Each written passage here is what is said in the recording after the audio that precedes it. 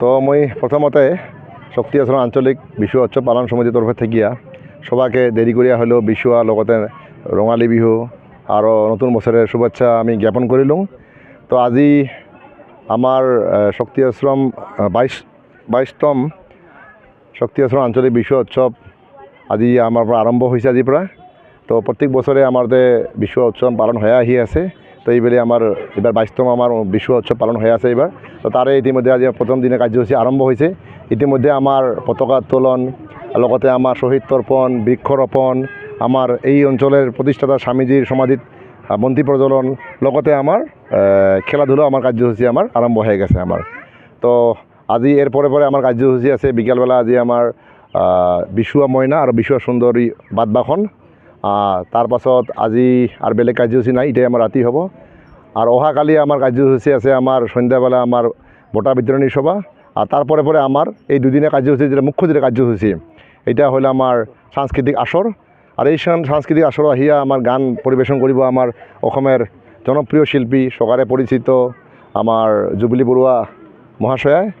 তো আর লগতে আমার কচরাজবংশীর শিল্পী খুব জনপ্রিয় শিল্পী একজন আছে আমার এই অঞ্চলের আমার হিমিকা দেবী, ওও আমার জনগোষ্ঠীর গানগুলা পরিবেশন করব। তো গতিকে আমার এই গোটেইখানি কার্যসূচীত সমূহ রাইজের সহায় সহযোগিতা কামনা করলুম।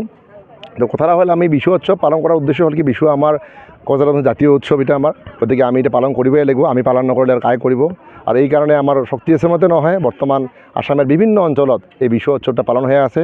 এতে এই ক্ষেত্ৰত আমাৰ আক্ৰাসু যথেষ্ট ভূমিকা নিছে, কারণ আগতে হয়তো আসামের এই বিশেষ করে পশ্চিম অঞ্চলতে বেশি করে হয়েছিল এটা, কিন্তু লাহে লাহে আমার জাতি উদ্ধারের স্বার্থত আমার আক্ৰাসু খুব ভূমিকা নিল বা ৰাইজেও আমাৰ এই ক্ষেত্ৰত সচেতন হল।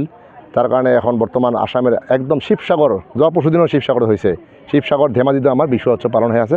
আমার জনগোষ্ঠীর খুব ভাল লক্ষণ এটা একটা, কারণ যদি জাতিকে বাঁচি থাকিব লাগে আমার নিজের ভাষা সংস্কৃতি থাকিব লাগিব এটা আমার, আর নহলে জাতির পরিচয় নাথাকিব। এই কথাটা আমি বারে বারে কথা কওঁ এটা। তো ওই ক্ষেত্ৰত আমি ভাবোঁ আমাৰ জাতিটাক আগবাঢ়াই নিয়াৰ ক্ষেত্ৰত আমাৰ এইগিলা পদক্ষেপে আমাৰ যথেষ্ট সহযোগ কৰিব।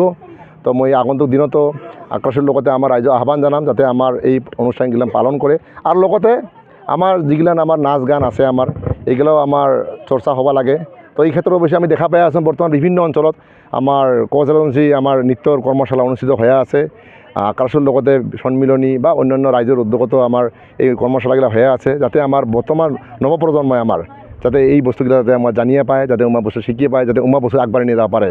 তো এই ক্ষেত্ৰত বহুত আগবাঢ়ি গেছে, খুব ভাল লক্ষণ এটা।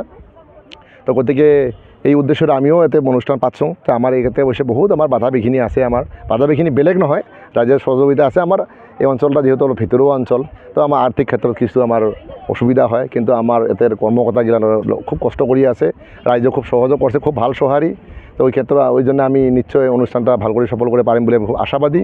আর আমি আরেকবার কম মই যে আমার আজির পরে আরম্ভ করি কালির যত কার্যসূচী আছে, বিশেষ করে কালিকার যেটা আমার রাতির যেটা আমার মুখ্য কার্যসূচী আমার জুবলি বড়ুয়ার আমার আরও হিমিকা দেবীর আমার যেটা সাংস্কৃতিক অনুষ্ঠান হব, এতে যথেষ্ট আমার ভিড় হওয়া বলে আমি এটা আশা কৰি আছোঁ আমি। গতিকে যাতে খুব সুশৃঙ্খলিতভাৱে আমাৰ ৰাইজে যাতে অনুষ্ঠানটা উপভোগ কৰে, মই পুনৰবাৰ মই কমিটিৰ তৰফৰ থেকে আহ্বান জনালোঁ। আৰু লগতে আমাৰ গোটাই জনগোষ্ঠীক আমাৰ বিশ্ব কমিটিৰ তৰফৰ থেকে লগতে একজন ৰাইজ হিসেবে মই আহ্বান জানাওঁ যাতে আমাৰ এই আমাৰ সংস্কৃতি যাতে সবাই মানে ধৰিয়া ৰাখে। লগতে আৰু এটা কথা ক'ব চাওঁ, কালি যে আমার অনুষ্ঠান আছে মেইন সাংস্কৃতিক অনুষ্ঠান, তাতে আমার আইমাও গিলান নিজের জাতীয় পোশাক পরিধান করে আসলে খুব ভাল লাগিব, কারণ এটা আমার জাতীয় উৎসব এটা হয় আমার হাতে। আরও এইটাও একটা খুব ভূমিকা পালন করে আমার সাজপার গিলান, সাজপারও একটা আমার জনগোষ্ঠীর একটা পরিচয় দেয়, একটা সাজপার। আমি সাজপারের জড়িয়ে আমি জনগোষ্ঠী আমি আইডেন্টিফাই করে পারো যে কী জনগোষ্ঠী হয়, এটা কচৰাজবংশী হয়, বড়ো হয়, রাভা হয়, মিচিং হয়। আর প্রত্যেক জনগোষ্ঠীর যেগুলো আমার ভূমিপুত্র আছে আমার খিলঞ্জীয়া জনগোষ্ঠী আমার নিজে নিজে আমার সাজপার আছে আমার। তা আমার সাজপার থাকিল, আমার সংস্কৃতি থাকিল, আর ভাষা আমার মই যেটা ভাষার কথা কৈ আছোঁ এটা আমার রাজবংশী ভাষা। তো এই ভাষাটা হয়তো সবাই যারা চর্চা করব এটা একটা জাতির আমার পরিচয় দিব, জাতির আমার আগবাঢ়ি নিয়ে যাব। আর সবার শেষত মূল বস্তুটা হল কি আমার শিক্ষা। তো এই ক্ষেত্ৰত তো আমি যথেষ্ট আক্ৰাসুৰ পৰা আৰম্ভ কৰি আমাৰ সবাই এই ক্ষেত্ৰত মানে আগভাগ নিচ্ছে, যাতে আমাৰ জনগোষ্ঠীটা শিক্ষাৰ ক্ষেত্ৰত খানিক সচেতন হয়, যাতে আগবাঢ়ি যায়।